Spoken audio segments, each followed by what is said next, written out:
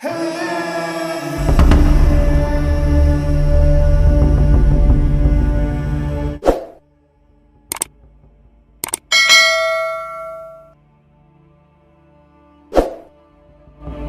awal mula kedatangan Islam di Kepulauan Nusantara sejatinya cukup kompleks. Maka dari itu, muncul sejumlah teori awal mula masuknya Islam ke Nusantara yang disertai dengan sejumlah bukti sejarah berlainan.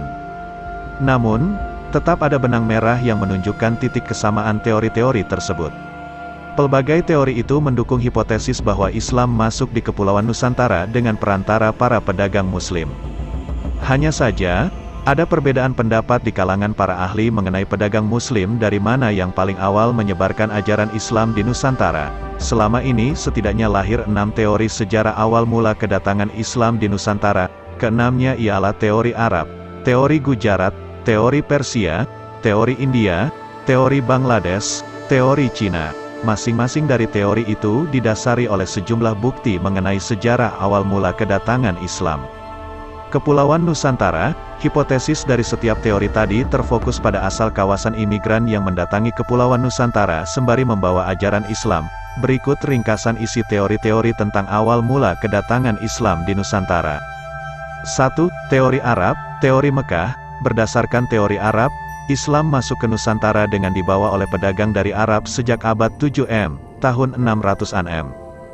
2. Teori Gujarat, menurut ahli pendukung teori Gujarat, ajaran Islam masuk ke Nusantara mulanya dengan dibawa pedagang asal Gujarat, wilayah pesisir barat India, melalui Selat Malaka sejak abad 13 M.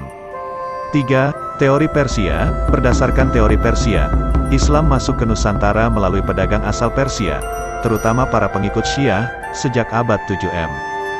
4. Teori India, teori Coromandel dan Malabar.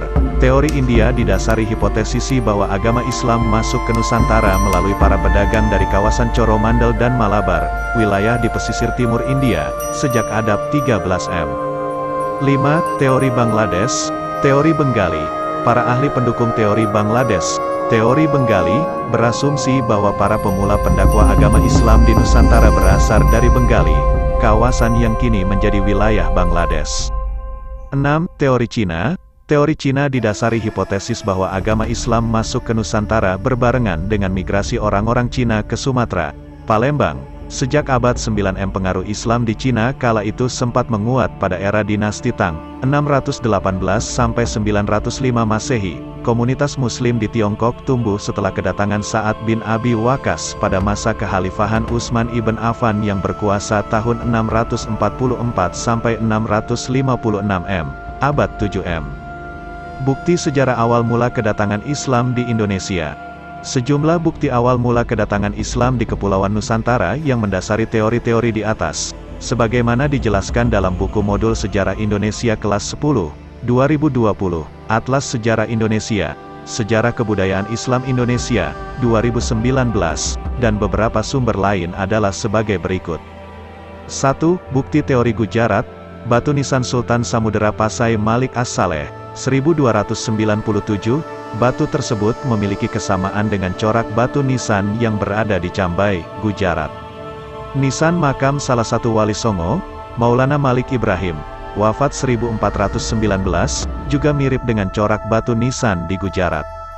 Keterangan Marco Polo dari Venesia yang singgah di Perlak pada 1292 M. Keterangan tersebut memaparkan banyak penduduk Perlak sudah memeluk Islam. Selain itu, para pedagang dari India, Gujarat, aktif menyebarkan ajaran Islam di Perlak. 2. Bukti teori Persia, terdapat peringatan 10 Muharram atau Hari Asyura di Nusantara. Peringatan Hari Asyura di Sumatera Barat sejak lama disebut upacara Tabuik, Taur. Terdapat tradisi pembuatan bubur syuro di Pulau Jawa.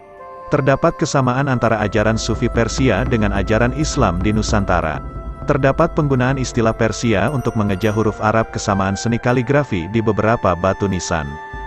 Ada bukti banyak penganut Syiah pada awal masuknya Islam ke Nusantara.